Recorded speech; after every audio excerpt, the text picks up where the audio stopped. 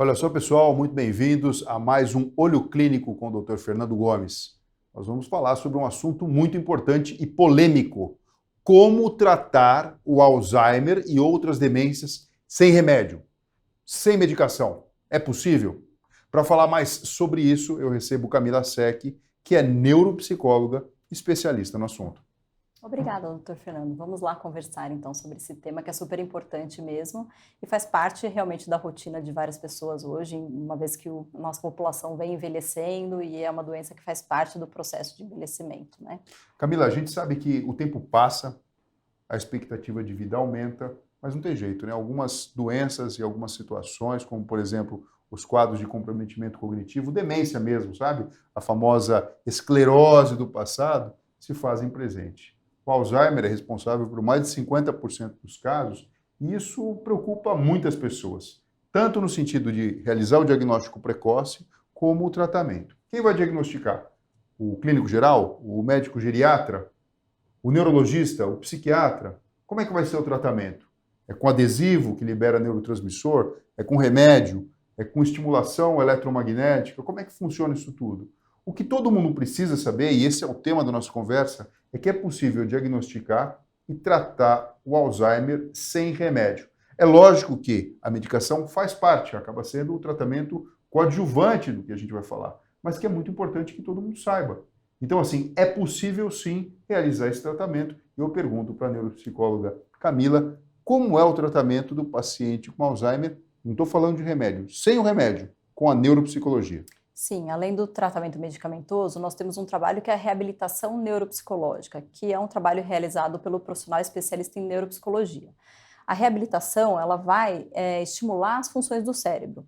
Então, na reabilitação, nós desenvolvemos um treino cognitivo das capacidades de atenção, de aprendizagem, de memória, de linguagem, para que o paciente ele possa, junto com a medicação, ir protelando a evolução da doença, né? Nós sabemos que o Alzheimer ou as outras doenças são doenças que são degenerativas, que são doenças progressivas, então naturalmente o paciente ele vai evoluir, as dificuldades elas vão piorar com o decorrer do tempo, mas a reabilitação junto com a medicação vai ajudar com que o paciente tenha essa progressão mais lenta. Então nós, através de técnicas, de exercícios, de atividades direcionadas, de acordo com o padrão de funcionamento do paciente, nós vamos estimular cada uma das funções cognitivas com um nível progressivo de dificuldade, de acordo com a evolução do tratamento neuropsicológico, para que o paciente vá tendo ganhos, né, e vá segurando aquela função por mais tempo possível.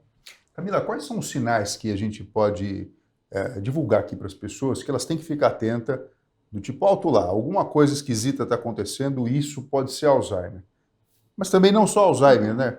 Pode ser hidrocefalia de pressão normal, Sim. pode ser uma demência cerebrovascular, um comprometimento cognitivo leve. A gente viu agora aí pacientes com Covid evoluindo com um quadro de comprometimento de memória, de atenção. Quais são os sinais? A pessoa chegou ali 60, 65 anos e todo mundo ficou preocupado. Será que esse meu esquecimento aqui é Alzheimer? O que as pessoas precisam prestar atenção? Tanto as pessoas quanto os familiares precisam estar atentos, porque a gente tem, assim, é muito comum a gente dizer que a falha de memória, o esquecimento faz parte da idade, né? Porque faz parte da idade. Conforme a gente vai envelhecendo, é natural que a gente fique um pouco mais desatento, que a gente esqueça as coisas, faz parte do nosso processo de envelhecimento e faz parte, muitas vezes, também da correria do dia a dia, das atividades de estresse, de momentos que nós estamos mais tristes, mais desanimados. As queixas cognitivas, elas acontecem. Mas é importante sempre a gente estar alerta, porque muitas vezes essas falhas, elas não são as falhas esperadas da idade, né? Então, a partir do momento que a gente nota que a pessoa ela está desempenhando diferente do padrão habitual dela, que essas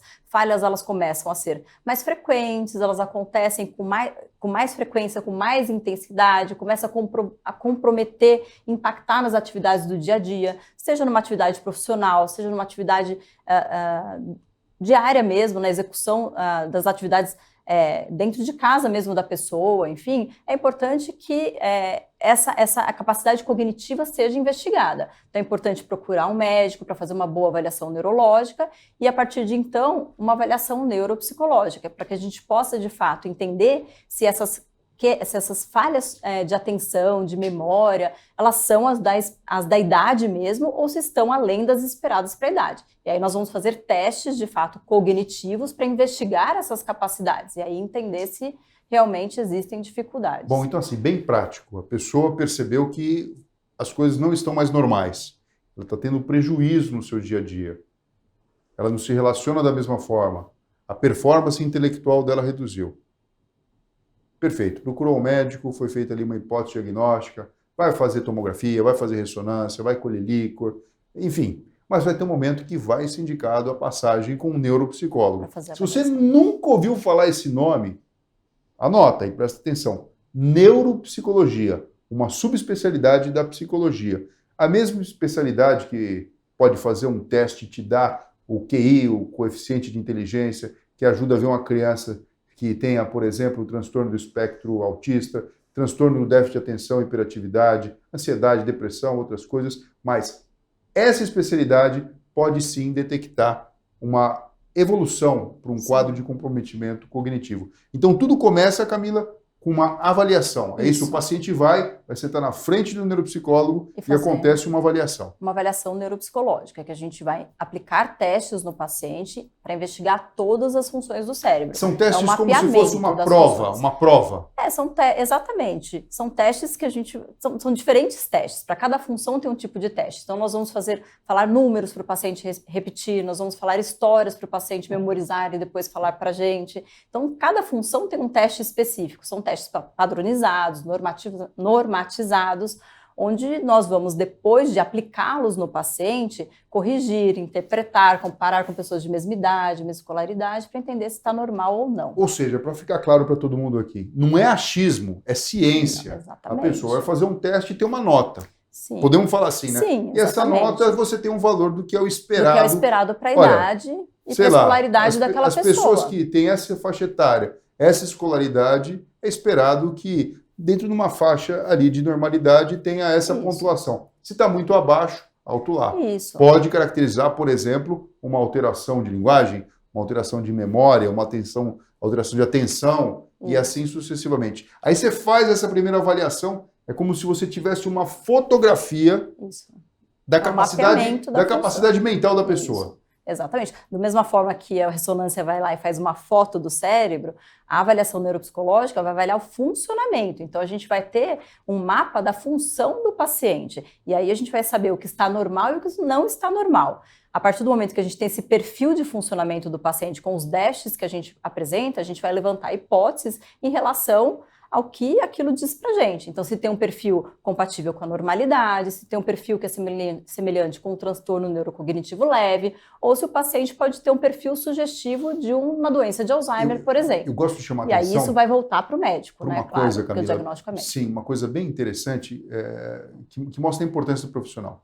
Muitas vezes a pessoa chega e fala, eu tenho problema de memória, doutor. Aí vai fazer uma avaliação com o neuropsicólogo. A gente se assusta quando vê o resultado.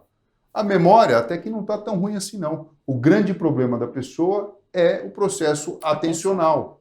Então você imagina, a pessoa acha que tem um problema de memória, aí se envereda por um caminho de tomar remédio para a memória, achar que está faltando vitamina, e o problema é absolutamente outro, que tem a ver com o processo, porque para você memorizar, você precisa prestar atenção. Aí feito esse diagnóstico, então, mais preciso, você pode, então, progredir para um tratamento, aí a gente está falando aqui do tratamento não medicamentoso, não estamos falando de remédio. Isso não tira a necessidade de ser medicado, claro. Mas estamos falando de uma outra coisa. E aí como é que funciona? Você fez ali o teste, Camila. Aí você viu que o paciente com, por exemplo, Alzheimer, tem uma pontuação baixa em alguns quesitos ali. Aí você vai montar como se fosse um treino personalizado para ele, é isso? Personalizado, exatamente. A partir da avaliação neuropsicológica, a gente identifica as forças e as fraquezas do paciente e aí, com base nas dificuldades, a gente vai desenvolver um plano de tratamento. Então, o paciente tem déficit de memória imediata, a gente vai fazer uma estimulação direcionada para a memória imediata. E aí a gente vai fazer um trabalho progressivo para estimular essa capacidade cognitiva. Só que, assim, a reabilitação ela tem duas formas de trabalho. Uma é a estimulação cognitiva, que é esse treino da capacidade cognitiva, e o outro é o desenvolvimento de estratégias compensatórias, porque não necessariamente a pessoa precisa estar com a capacidade cognitiva funcionando bem para funcionar bem no dia a dia. A gente pode funcionar muito bem na nossa rotina com os nossos compromissos, independente da nossa capacidade de memória, a partir do momento que a gente sistematiza um uso de agenda, por exemplo. Então, na reabilitação, a gente faz essas duas coisas. A gente faz o treino cognitivo, a estimulação cognitiva, que são esses exercícios para as capacidades, personalizado para o paciente mesmo, e a gente olha também na rotina do paciente o que não está funcionando bem, isso, claro, junto com a família, é um trabalho integrado com a família, para que a gente possa auxiliar aquele paciente a funcionar melhor no dia a dia. Então, o paciente esquece onde deixa as coisas, o paciente esquece o compromisso, então como que a gente vai olhar dentro da rotina desse paciente para desenvolver bengalinhas, estratégias para que ele possa funcionar melhor, mesmo tendo aquela dificuldade? Porque por mais que a gente vai estimular essas capacidades cognitivas, ele continua com déficit, porque na realidade ele não vai recuperar o que ele perdeu. A gente vai protelar a evolução, a gente está lutando contra um padrão evolutivo, né, vamos dizer assim. O que a gente faz é estimular o cérebro de maneira que a neuroplasticidade, que a habilidade dos neurônios realocarem a sua função, tarefa, sinapses, se faça presente para você entregar função. Então, assim, neurônios que estão morrendo, a gente não vai conseguir fazer voltar para trás com esse tipo de exercício. Mas aquela pergunta, paciente com Alzheimer, é bom fazer palavra cruzada? Talvez. Talvez faça sentido. Se determinado déficit que possa ser trabalhado daquela maneira, ele possa ser atingido. Mas se de repente não é aquele estágio que o paciente está, ou não é aquela demanda, não tem nada a ver. Vai fazer mais do mesmo e você vai estar deixando um flanco aberto para outras situações bem importantes. Além disso que você falou, entre aspas, pessoal, a bengala. Para quem tem dificuldade para andar, você tem uma bengala para andar. Para memória, talvez a agenda. Mas até para usar agenda, tem técnica, né, Camila? Tem técnica, exatamente. E assim, é importante esse trabalho personalizado, porque a gente fala assim, então é só fazer palavra cruzada, é só fazer um caça-palavras. Só que muitas vezes o idoso está num nível de dificuldade que ele não dá conta, às vezes, de fazer aquela palavra cruzada que você está oferecendo para ela. Para ele, né, para o idoso. E aí aquele exercício acaba sendo frustrante, acaba sendo algo mais negativo do que positivo. Aí o familiar fala, mas eu já várias vezes tentei fazer palavras cruzadas, dei o livrinho lá para ele e tal, e ele não faz. Mas ele não faz porque ele não tem motivação, ele faz porque às vezes ele nem consegue fazer naquele nível. Então, assim, a gente na reabilitação, além da avaliação que vai direcionar para a gente aonde a gente vai começar a trabalhar esse idoso, né, o nível que a gente tem que começar, a gente a todo momento está ali cuidando desse nível do paciente. Então, a gente não vai fazer algo muito fácil, porque a gente precisa estimular, mas a gente nunca vai jogar algo para ele, em termos de exercício, que seja frustrante, que seja algo desestimulador, né? Porque senão é ruim para o paciente. Pensa, um paciente que já tem dificuldade, que no dia a dia muitas vezes já é apontado pelas dificuldades que ele tem, chega no momento onde ele vai fazer algo que é para ser bom para ele, que é para desenvolver, para trazer melhora, para desenvolver o seu funcionamento, ele vai tentar fazer, ele não dá conta de fazer. Então é muito negativo, então tem que ser personalizado mesmo, né? Eu gosto de fazer sempre um paralelo com o corpo, né? Então quando a gente pensa na reabilitação, se a gente for pensar na atividade física, por exemplo, se eu caminhar, eu estou trabalhando as minhas pernas, né? Se eu for andando para o meu trabalho, se eu subir até o meu apartamento, vou estar caminhando, vou estar usando as minhas pernas. Mas se eu for lá e for fazer a musculação específica para a minha panturrilha, eu vou estar trabalhando muito melhor a minha panturrilha, certo?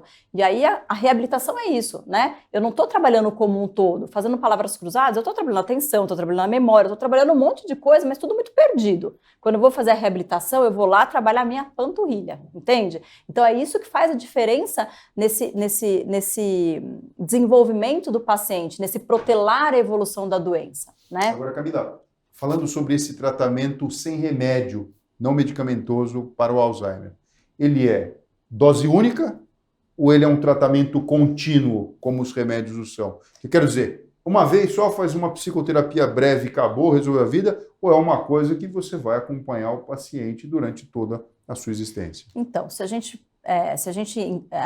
considerando que o Alzheimer ou outras demências são demências progressivas, que o paciente vai evoluir, ele é um trabalho que ele não tem um término, né? Porque a gente vai estar constantemente lutando contra a evolução da doença, né?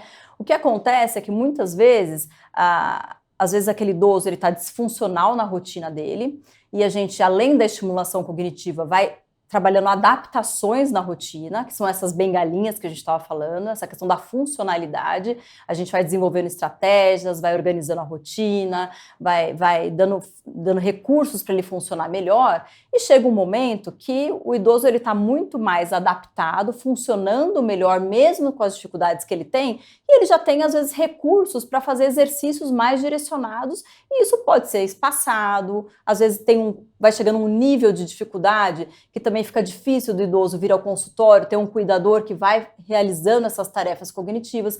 Então é muito individual. Mas assim, se a gente for considerar que é progressivo, não é algo que tem começo, meio e fim. É diferente de você falar de um paciente, por exemplo, que tem às vezes um AVC, um AVE, né, que a gente fala, um acidente vascular encefálico, um traumatismo crânioencefálico, que de repente o paciente teve um momento ali, que teve uma lesão cerebral e tem um déficit cognitivo, que a gente vai lá, estimula, ele alcança um nível adequado e ok, ele ficou bem, a gente pode dar alta da reabilitação para o paciente. É diferente, porque a demência ela é progressiva, o paciente ele vai dali para o declínio, né? Ele vai piorando as capacidades e o nosso trabalho vai ser sempre estimular para tentar ir retardando isso. Então não tem... Eu vejo assim, né? Da mesma maneira que uma criança, quando está se desenvolvendo, vai para a escola e tem um processo pedagógico que ajuda ela nesse processo, nesse momento de ascensão, de ganho, o tratamento não medicamentoso do Alzheimer, ele ajuda nesse processo que muitas vezes a gente pode encarar como triste, que seria um declínio, que seria uma perda de função,